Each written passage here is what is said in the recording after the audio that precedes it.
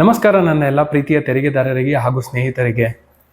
ನೋಡಿ, ನೀವೇನಾದರೂ ಕಮಿಷನ್ ಆಸೆಗೆ ಯಾರ ಹತ್ರ ಆದರೂ ಕ್ಯಾಶನ್ನು ತಗೊಂಡು ನಿಮ್ಮ ಬ್ಯಾಂಕ್ ಅಕೌಂಟಲ್ಲಿ ಡೆಪಾಸಿಟ್ ಮಾಡಿ ಅದಾದಮೇಲೆ ಅವ್ರ ಅಕೌಂಟ್ಗೆ ಅಮೌಂಟನ್ನು ಟ್ರಾನ್ಸ್ಫರ್ ಮಾಡೋದು, ಅಥವಾ ಬೇನಾಮಿ ಪ್ರಾಪರ್ಟಿಯನ್ನು ಏನಾದರೂ ನಿಮ್ಮ ಹೆಸರಲ್ಲಿ ರಿಜಿಸ್ಟರ್ ಮಾಡಿಕೊಂಡು ಡಾಕ್ಯುಮೆಂಟ್ಸ್ಗಳನ್ನ ಅವ್ರಿಗೆ ಕೊಡೋದು, ಅಥವಾ ನಿಮ್ಮ ಕ್ರೆಡಿಟ್ ಕಾರ್ಡ್ನ ಇನ್ನೊಬ್ಬರಿಗೆ ಉಪಯೋಗಿಸೋಕ್ಕೆ ಕೊಡೋದು, ಅಥವಾ ನಿಮ್ಮ KYC ಡಾಕ್ಯುಮೆಂಟ್ಸ್ ಅಂದರೆ ನಿಮ್ಮ ಪ್ಯಾನ್ ಕಾರ್ಡ್, ಆಧಾರ್ ಕಾರ್ಡನ್ನು ಇನ್ನೊಬ್ಬರಿಗೆ ಕೊಟ್ಟು ಏನಾನ ದುಡ್ಡು ತಗೊಳ್ತಾ ಇದ್ದೀರಾ ಅಂತಂದರೆ ನಿಮಗೆ ದಂಡ, ಜೈಲು ಶಿಕ್ಷೆ ಎರಡೂ ಆಗತ್ತೆ.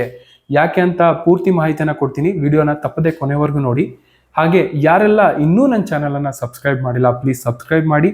ಹಾಗೆ ವಿಡಿಯೋ ಇಷ್ಟ ಆದರೆ ಲೈಕ್ ಮಾಡಿ, ಕಮೆಂಟ್ ಮಾಡಿ, ಶೇರ್ ಮಾಡಿ. ಹಾಗೆ ಬೆಲ್ ಐಕಾನ್ ಪ್ರೆಸ್ ಮಾಡೋದನ್ನು ಮರಿಬೇಡಿ, ಯಾಕಂದರೆ ನಾನು ಮಾಡೋಂಥ ಎಲ್ಲ ಹೊಸ ವಿಡಿಯೋಗಳ ನೋಟಿಫಿಕೇಶನ್ ತಕ್ಷಣ ನಿಮಗೆ ಬರುತ್ತೆ. ಸೊ ದಟ್ ನೀವು ಯಾವುದೇ ವಿಡಿಯೋಗಳನ್ನು ಮಿಸ್ ಮಾಡ್ಕೊಳ್ಳೋದಿಲ್ಲ.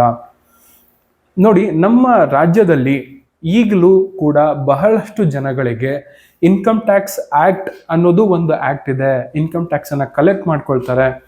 ನಾವು ಆ ರೂಲ್ಸ್ಗಳನ್ನು ಫಾಲೋ ಮಾಡಬೇಕು. ಮಾಡಿಲ್ಲ ಅಂತಂದರೆ ಇನ್ಕಮ್ ಟ್ಯಾಕ್ಸ್ ಡಿಪಾರ್ಟ್ಮೆಂಟಿಂದ ನೋಟಿಸ್ಗಳು ಬರುತ್ತೆ, ಎನ್ಕ್ವೈರಿ ಮೆಸೇಜ್ಗಳು ಬರುತ್ತೆ. ಬಂದರೆ ನಾವು ತಕ್ಷಣ ರಿಪ್ಲೈ ಕೊಡಬೇಕು, ಅಥವಾ ಯಾರಾದರೂ CAಗಳನ್ನು ಕಾಂಟ್ಯಾಕ್ಟ್ ಮಾಡಬೇಕು ಅನ್ನೋಂಥ ಅವೇರ್ನೆಸ್ ಈಗಲೂ ಕೂಡ ಬಹಳಷ್ಟು ಜನಗಳಿಗೆ ಇಲ್ಲ.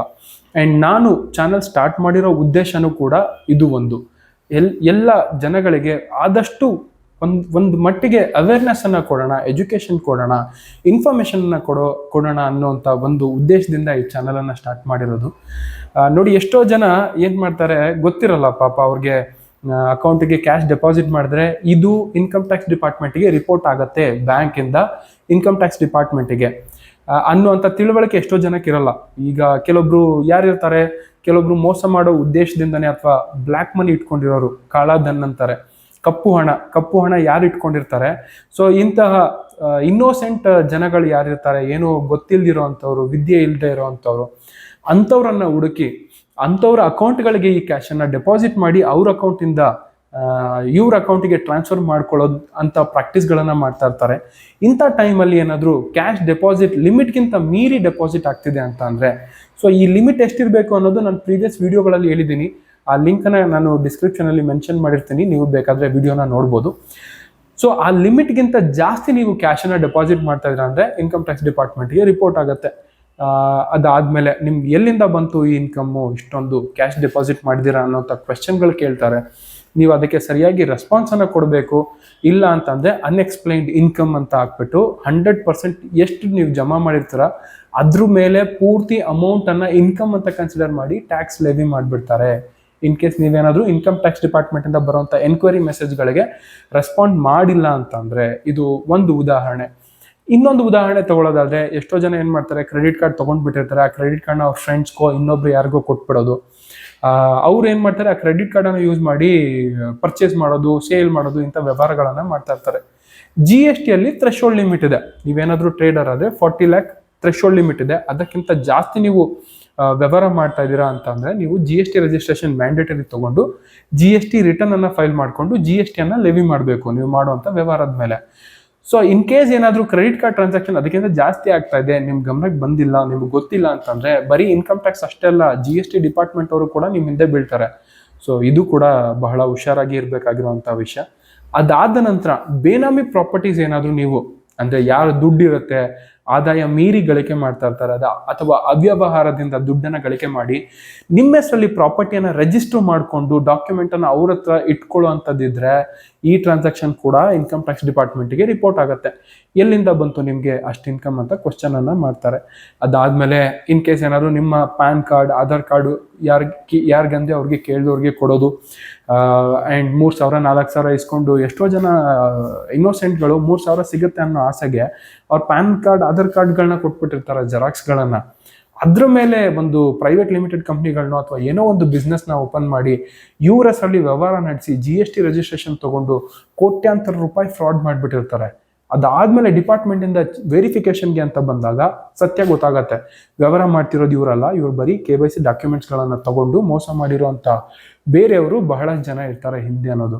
ಸೊ ನೀವು ಡಾಕ್ಯುಮೆಂಟ್ಸ್ಗಳನ್ನು ಕೊಟ್ಟು ಅದಾದಮೇಲೆ ಇಂತಹ ಕೇಸ್ಗಳಲ್ಲಿ ಸಿಕ್ಕಾಕೊಳ್ಳೋದ್ರ ಬದಲು ಮೊದಲೇ ಸ್ವಲ್ಪ ತಿಳುವಳಿಕೆನ ಇಟ್ಕೊಂಡು ಇಂಥ ಜನಗಳಿಂದ ದೂರ ಇರೋದ್ರಿಂದ ನಿಮ್ಮ ನೆಮ್ಮದಿನೂ ಉಳಿಯುತ್ತೆ, ನಿಮಗೆ ಲೆವಿ ಮಾಡುವಂಥ ಟ್ಯಾಕ್ಸ್ಗಳು, ಪೆನಾಲ್ಟಿಗಳು ಉಳಿಯುತ್ತೆ. ಸಂಭಾವ್ಯ ಜೈಲ್ಗೆ ಹೋಗುವಂಥ ಶಿಕ್ಷೆನೂ ಕೂಡ ಕಡಿಮೆ ಆಗುತ್ತೆ. ನಮಗೆ ಬರುವಂಥ ಆಲ್ಮೋಸ್ಟ್ 80-90% ಕೇಸ್ಗಳು ಅವೇರ್ನೆಸ್ ಇಲ್ದೇನೆ, ಜನಗಳಿಗೆ ಅವೇರ್ನೆಸ್ ಇಲ್ದೇನೆ ಬರುವಂಥ ಅಸೆಸ್ಮೆಂಟ್ ಕೇಸ್ಗಳೇ ಆಗಿರುತ್ತೆ. ಇನ್ನು ಕೆಲವೊಂದು ಕೇಸ್ಗಳೆಲ್ಲ ನೋಡಿರ್ತೀನಿ, ಪ್ರಾಪರ್ಟಿ ಸೇಲ್ ಮಾಡಿರ್ತಾರೆ, ಏಜ್ ಆಗಿರುತ್ತೆ, ಸೀನಿಯರ್ ಸಿಟಿಸನ್ ಇರ್ತಾರೆ, ಕ್ಯಾಶಲ್ಲಿ ತೊಗೊಂಡ್ಬಿಟ್ಟಿರ್ತಾರೆ. ಪ್ರಾಪರ್ಟಿ ಸೇಲ್ ಮಾಡಿ ಎಷ್ಟು ಕ್ಯಾಶಲ್ಲಿ ತೊಗೊಳ್ಬೇಕು ಅನ್ನೋದು ಅವ್ರಿಗೆ ಅಪ್ಡೇಟ್ ಇರಲ್ಲ. ಕ್ಯಾಶಲ್ಲಿ ತೊಗೊಂಡ್ಬಿಟ್ಟಿರ್ತಾರೆ, ಬ್ಯಾಂಕಿಗೆ ಹೋಗಿ ಜಮಾ ಮಾಡಿಬಿಟ್ಟಿರ್ತಾರೆ. ಪ್ರಾಪರ್ಟಿ ಸೇಲ್ ಮಾಡಿರೋಕ್ಕೆ ಇನ್ಕಮ್ ಟ್ಯಾಕ್ಸ್ ರಿಟರ್ನು ಕೂಡ ಫೈಲ್ ಮಾಡಿರಲ್ಲ. 50 ಲಕ್ಷ ಮೇಲಿದ್ರೆ TDS ಆಗುತ್ತೆ. ಸೇಲ್ ಆಫ್ ಪ್ರಾಪರ್ಟಿ ಮೇಲೆ 1% TDS ಆಗುತ್ತೆ. ಇನ್ ಕೇಸ್ 50 ಲಕ್ಷಕ್ಕಿಂತ ಕಡಿಮೆ ಏನಾದರೂ ಸೇಲ್ ವ್ಯಾಲ್ಯೂ ಇದೆ ಅಂತಂದರೆ TDS ಮಾಡಲ್ಲ. ಸೊ ಇನ್ ಕೇಸ್ ಏನಾದರೂ ಅದರಲ್ಲಿ ಎಷ್ಟು ಅಮೌಂಟ್ ಗೊತ್ತಿಲ್ಲದೆ ಕ್ಯಾಶ್ ತೊಗೊಳೋದು ಬ್ಯಾಂಕಲ್ಲಿ ಡೆಪಾಸಿಟ್ ಮಾಡಿದ್ರೆ IT ರಿಟರ್ನು ಕೂಡ ಫೈಲ್ ಮಾಡಿಲ್ಲ ಅಂತಂದರೆ ಇನ್ಕಮ್ ಟ್ಯಾಕ್ಸಿಂದ ನೋಟಿಸ್ ಬರುತ್ತೆ. ಇಂತಹ ಅಸೆಸ್ಮೆಂಟ್ ಕೇಸ್ಗಳು ಬಹಳಷ್ಟಿದೆ. ಹಾಗೆ ಇನ್ನೂ ಒಂದು ವಿಷಯನ ಹೇಳೋದಾದರೆ, ಕೆಲವೊಂದು ಇದು ಅವರ ಮಕ್ಕಳುಗಳು ಮಾಡುವಂಥ ಒಂದು ತಪ್ಪುಗಳು. ಪೇರೆಂಟ್ಸ್ ಹೆಸರಲ್ಲಿ ಬ್ಯಾಂಕಲ್ಲಿ ಹೋಗಿ ಸ್ವೀಪ್ ಇನ್ ಸ್ವೀಪ್ ಔಟ್ FDಗಳನ್ನು ಓಪನ್ ಮಾಡಿಬಿಡ್ತಾರೆ. ಆ್ಯಂಡ್ ಅದಾದಮೇಲೆ ಅದು ಯಾವ ಥರ ವರ್ಕ್ ಆಗುತ್ತೆ, ಇನ್ಕಮ್ ಟ್ಯಾಕ್ಸ್ ಯಾವ ಥರ ರಿಪೋರ್ಟ್ ಆಗುತ್ತೆ, ಇದು ಯಾವುದು ತಿಳುವಳಿಕೆ ಇಲ್ಲದೆ ಇಂಥ ಫೆಸಿಲಿಟಿ ತಗೊಂಡಿದ್ದೀವಿ ಅನ್ನೋದು ಕೂಡ ಪೇರೆಂಟ್ಸ್ ಗಮನಕ್ಕೆ ತಗೊಂಡು ಬರ್ದೆ, ಇನ್ಕಮ್ ಟ್ಯಾಕ್ಸ್ ರಿಟರ್ನು ಕೂಡ ಫೈಲ್ ಮಾಡಿದೆ, ಮುಂದೆ 4 ವರ್ಷ 5 ವರ್ಷ ಆದಮೇಲೆ ಇನ್ಕಮ್ ಟ್ಯಾಕ್ಸ್ ಡಿಪಾರ್ಟ್ಮೆಂಟಿಂದ ನೋಟಿಸ್ ಬರುತ್ತೆ, ಮೆಸೇಜ್ ಬರುತ್ತೆ. ಪಾಪ ವಯಸ್ಸಾಗಿರೋ ಅಂಥವ್ರಿಗೆ ಆ ಮೆಸೇಜ್ ಓದೋಕ್ಕೂ ಕೂಡ ಬರಲ್ಲ. ಎಷ್ಟೋ ಜನಗಳಿಗೆ ಓದಿದ್ರೂ ಕೂಡ ಅರ್ಥ ಆಗಲ್ಲ, ಅಥವಾ ಕೆಲವೊಬ್ರಿಗೆ ಅರ್ಥ ಆಗುತ್ತೆ ಅನ್ನೋದಿದ್ರು ಏನೋ ಮೆಸೇಜ್ ಬಂದಿದೆ ಅಂದ್ಕೊಂಡು ಇಗ್ನೋರ್ ಮಾಡುವಂಥ ಕೇಸ್ಗಳೇ ಜಾಸ್ತಿ. ಅದಾದಮೇಲೆ ಎನ್ಕ್ವೈರಿಗೆ ಬರುತ್ತೆ, ಅದಾದಮೇಲೆ ಅಸೆಸ್ಮೆಂಟಿಗೆ ಬರುತ್ತೆ. ಇವಾಗ ಕೋರ್ಟಲ್ಲೆಲ್ಲ ನೀವು ವಕಾಲತ್ ವಹಿಸಿ ಅಟೆಂಡ್ ಮಾಡಿಲ್ಲ ಅಂತಂದರೆ ಎಕ್ಸ್ಪಾರ್ಟೆ ಆರ್ಡರ್ ಕೊಡ್ತಾರೆ. ಸಾಮಾನ್ಯವಾಗಿ ಗೊತ್ತಿರೋಂಥ ವಿಷಯ ಎಲ್ರಿಗೂ. ಈ ಕೇಸಲ್ಲೂ ಕೂಡ ಇನ್ಕಮ್ ಟ್ಯಾಕ್ಸ್ ಅಂತ ಬಂದಾಗಲೂ ಕೂಡ ನೀವು ರೆಸ್ಪಾಂಡ್ ಮಾಡಿಲ್ಲ ಅಂತಂದರೆ ಸೆಕ್ಷನ್ 144 ಇದೆ, ಬೆಸ್ಟ್ ಜಡ್ಜ್ಮೆಂಟ್ ಅಸೆಸ್ಮೆಂಟ್ ಅಂತ ಮಾಡಿ ಕೇಸನ್ನು ಕ್ಲೋಸ್ ಮಾಡಿಬಿಡ್ತಾರೆ. ಅದ್ರ ಮೇಲೆ ಟ್ಯಾಕ್ಸ್ ಹಾಕಿ, ಅದ್ರ ಮೇಲೆ ನೀವು ರೆಸ್ಪಾಂಡ್ ಮಾಡಿಲ್ಲ ಅಂದರೆ ಪೆನಾಲ್ಟಿ ಹಾಕಿ, ಅದನ್ನು ನೆಕ್ಸ್ಟ್ ರಿಕವರಿ ಪ್ರೊಸೀಡಿಂಗ್ ಸ್ಟಾರ್ಟ್ ಮಾಡಿಬಿಡ್ತಾರೆ. ನಿಮ್ಮ ಬ್ಯಾಂಕ್ ಅಕೌಂಟಲ್ಲಿರೋ ಎಲ್ಲ ದುಡ್ಡನ್ನು ವಿತ್ಡ್ರಾ ಮಾಡ್ಕೊಳ್ಳೋಂಥ ಎಲ್ಲ ರೈಟ್ಸ್ಗಳು ಇನ್ಕಮ್ ಟ್ಯಾಕ್ಸ್ ಡಿಪಾರ್ಟ್ಮೆಂಟ್ಗಳಿಗೆ ಇರುತ್ತೆ. ಸೊ ಈ ವಿಡಿಯೋ ಮಾಡ್ತಿರೋ ಉದ್ದೇಶನೇ ಜನಗಳಿಗೆ ಒಂದು ಅವೇರ್ನೆಸ್ ಬರಲಿ ಅಂತ. ಸೊ ನಿಮಗೆ ಇನ್ಕಮ್ ಟ್ಯಾಕ್ಸ್ ಡಿಪಾರ್ಟ್ಮೆಂಟಿಂದ ಯಾವುದೇ ಒಂದು ಮೆಸೇಜ್ ಬರ್ತಾ ಇದೆ ಅಂತಂದರೆ ಯಾವುದೇ ಕಾರಣಕ್ಕೂ ಇಗ್ನೋರ್ ಮಾಡಬೇಡಿ. ತಕ್ಷಣ ನೀವು ನಿಮಗೆ ಗೊತ್ತಿರುವಂತಹ CAಗಳನ್ನು ಅಪ್ರೋಚ್ ಮಾಡಿ, ಏನೋ ಒಂದು ಮೆಸೇಜ್ ಬಂದಿದೆ, ಯಾಕೆ ಬಂದಿದೆ, ಏನಿಗೆ ಬಂದಿದೆ, ಅಥವಾ ನೀವೇನಾದರೂ ಸ್ಪೆಷಲ್ ಟ್ರಾನ್ಸಾಕ್ಷನ್ಗಳನ್ನು ಮಾಡ್ತಾ ಇದ್ದೀರಾ, ಪ್ರಾಪರ್ಟಿ ಸೇಲ್ ಮಾಡೋದು, ಬೈ ಮಾಡೋದು, ಅಥವಾ ಬೇರೆ ಯಾವುದೇ ಥರ ಟ್ರಾನ್ಸಾಕ್ಷನ್ಗಳಿರಲಿ, ಅಥವಾ ನಿಮ್ಮ ಮಕ್ಕಳು ನಿಮ್ಮ ಪರವಾಗಿ ಏನಾದರೂ ಟ್ರಾನ್ಸಾಕ್ಷನ್ಗಳು ಮಾಡ್ತಾ ಇದ್ದಾರೆ ಅಂತಂದರೆ ಅವರ ಜೊತೆಲಿ ಒಡನಾಟದಲ್ಲಿ ಇಟ್ಕೊಂಡು ಏನು ಮಾಡ್ತಿದ್ದಾರೆ ನಿಮ್ಮ ಮಕ್ಕಳು ಇಲ್ಲ ಅನ್ನೋವಂಥದ್ದು ನೀವು ಆ್ಯಸ್ ಅ ಪೇರೆಂಟ್ಸ್ ಆಗಿ ನೀವು ಕೂಡ ಇದ್ರ ಬಗ್ಗೆ ಗಮನ ಇಟ್ಕೊಳ್ಳೋದು ತುಂಬ ಇಂಪಾರ್ಟೆಂಟ್ ಇರುತ್ತೆ. ಆ್ಯಂಡ್ ಮಕ್ಕಳಾದ ನೀವು ಎಷ್ಟೋ ಸಮಯನ ಹಾಳು ಮಾಡ್ತೀವಿ ನಾವು ವೀಕೆಂಡ್ ಅಂತೆಲ್ಲ ಬಂದಾಗ, ಅಥವಾ ಸೋಷಿಯಲ್ ಮೀಡಿಯಾದಲ್ಲಿ ಬೇರೆ ಬೇರೆ ಆ್ಯಪ್ಗಳ ಜೊತೆಲಿ. ಏನೋ ಒಂದು ವೀಕೆಂಡಲ್ಲಿ ಇನ್ಕಮ್ ಟ್ಯಾಕ್ಸ್ ರೆಕಾರ್ಡ್ಸನ್ನು ಚೆಕ್ ಮಾಡುವಂಥ ಅಭ್ಯಾಸನ ಇಟ್ಕೊಳ್ಳಿ. ಏನಾದರೂ ಸ್ಪೆಷಲ್ ಫಿನಾನ್ಷಿಯಲ್ ಟ್ರಾನ್ಸಾಕ್ಷನ್ ಆಗಿದೆ ಅಂದರೆ ಇನ್ಕಮ್ ಟ್ಯಾಕ್ಸ್ ವೆಬ್ಸೈಟಲ್ಲಿ ನಿಮಗೆ ರಿಫ್ಲೆಕ್ಟ್ ಆಗಿಬಿಡುತ್ತೆ. ಇನ್ಕಮ್ ಟ್ಯಾಕ್ಸ್ ಪೋರ್ಟಲಲ್ಲಿ ಲಾಗಿನ್ ಮಾಡಿ ಎಲ್ಲ ಟ್ರಾನ್ಸಾಕ್ಷನ್ಗಳನ್ನು ಕೂಡ ಚೆಕ್ ಮಾಡ್ಬೋದು. ಒಂದು ವೇಳೆ ನಿಮಗೆ ಗೊತ್ತಿಲ್ಲ ಹೇಗೆ ಚೆಕ್ ಮಾಡೋದು ಅಂತಂದರೆ ನಿಮಗೆ ಗೊತ್ತಿರೋವಂಥ CAಗಳನ್ನು ಅಪ್ರೋಚ್ ಮಾಡ್ಬೋದು, ಅವರು ನಿಮಗೆ ಹೆಲ್ಪ್ ಮಾಡ್ತಾರೆ. ಅಥವಾ ನಿಮಗೆ ಗೊತ್ತಿದೆ ಅಂತಂದರೆ ಒಂದು ಸರ್ಟನ್ ಇಂಟರ್ವಲಲ್ಲಿ ನೀವು ಇನ್ಕಮ್ ಟ್ಯಾಕ್ಸ್ ಪೋರ್ಟಲಲ್ಲಿ ಲಾಗಿನ್ ಮಾಡಿ ಏನು ಇನ್ಫಾರ್ಮೇಷನ್ ರಿಫ್ಲೆಕ್ಟ್ ಆಗ್ತಾ ಇದೆ ಇಲ್ಲ, ಅಥವಾ ನೀವೇನಾದರೂ ಸ್ಪೆಷಲ್ ಫಿನಾನ್ಷಿಯಲ್ ಟ್ರಾನ್ಸಾಕ್ಷನ್ಗಳು ಮಾಡಿದರೆ ನಿಮ್ಗೆ ಗೊತ್ತಿರುತ್ತಲ್ವ, ನಾನು ಒಂದು ಟ್ರಾನ್ಸಾಕ್ಷನ್ ಮಾಡ್ತಾ ಇದ್ದೀನಿ, ಒಂದು ಲಿಮಿಟ್ ಮೀರಿ ಟ್ರಾನ್ಸಾಕ್ಷನ್ ಮಾಡ್ತಾ ಇದ್ದೀನಿ ಅಥವಾ ವ್ಯವಹಾರ ಮಾಡ್ತಾ ಇದ್ದೀನಿ, ನಾನು ಒಬ್ಬರು ಪ್ರೊಫೆಷ್ನಲ್ನ ಕಾಂಟ್ಯಾಕ್ಟ್ ಮಾಡಿ ಅವರ ಗೈಡೆನ್ಸ್ನ ತಗೊಂಡು ನಾನು ಮುಂದೆ ವ್ಯವಹಾರ ಮಾಡಬೇಕು ಅನ್ನೋಂಥ ಒಂದು ತಿಳುವಳಿಕೆ ಇರಲಿ. ಅಥವಾ ಬ್ಯಾಂಕಲ್ಲಿ ತೊಗೊಂಡೋಗಿ ಎಷ್ಟಂದರೆ ಅಷ್ಟು ಕ್ಯಾಶ್ ಡೆಪಾಸಿಟ್ ಮಾಡೋದು, ವಿಡ್ರಾ ಮಾಡೋದಕ್ಕೆ ಮೊದಲೇ ನೀವು CAಗಳನ್ನು ಅಪ್ರೋಚ್ ಮಾಡಿ ಈ ಕೆಲಸ ಮಾಡ್ಬೋದಾ ಇಲ್ವಾ ಅಂತ ಕೇಳಿದ್ರೆ ಅವ್ರು ಮೊದಲೇ ನಿಮಗೆ ಅಡ್ವೈಸ್ ಕೊಟ್ಬಿಡ್ತಾರೆ, ಈ ಥರ ಮಾಡಿ, ಇಲ್ಲ ಈ ಥರ ಮಾಡಿ ಅನ್ನೋವಂಥದ್ದು. ಲೆಜಿಟಿಮೇಟ್ ಆಗಿ ಟ್ಯಾಕ್ಸ್ ಅವಾಯ್ಡ್ ಮಾಡುವಂಥ ವೇಗಳಲ್ಲಿ ಯಾವ್ಯಾವ ಟ್ರಾನ್ಸಾಕ್ಷನ್ಗಳನ್ನು ಮಾಡ್ಬೋದು ಅಂತ ಟ್ರಾನ್ಸಾಕ್ಷನ್ಗಳದ್ದೆಲ್ಲ ನಿಮಗೆ ಇನ್ಫಾರ್ಮೇಷನ್ ಕೊಟ್ಟು ಅಡ್ವೈಸನ್ನು ಮಾಡ್ತಾರೆ.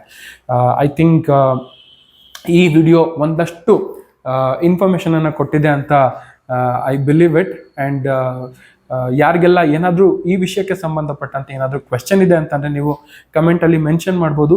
ಹಾಗೆ ನಿಮ್ಮ ಕ್ವೆಶ್ಚನ್ ಏನಾದರೂ ಕಾನ್ಫಿಡೆನ್ಷಿಯಲ್ ಆಗಿದೆ ಅಂತಂದರೆ ನನ್ನ ವಾಟ್ಸಪ್ ನಂಬರಿಗೆ ನೀವು ಮೆಸೇಜ್ ಕೂಡ ಡ್ರಾಪ್ ಮಾಡ್ಬೋದು. ನನ್ನ ನಂಬರನ್ನು ಡೆಸ್ಕ್ರಿಪ್ಷನಲ್ಲಿ ಮೆನ್ಷನ್ ಮಾಡಿದ್ದೀನಿ ಅಂತ ಹೇಳ್ತಾ ಈ ವಿಡಿಯೋನ ಮುಗಿಸ್ತಾ ಇದ್ದೀನಿ. ನಮ್ಮ ಕನ್ನಡ, ನಮ್ಮ ಕರ್ನಾಟಕ, ನಮ್ಮ ಹೆಮ್ಮೆ. ಜೈ ಹಿಂದ್, ಜೈ ಕರ್ನಾಟಕ. ನಮಸ್ಕಾರಗಳು.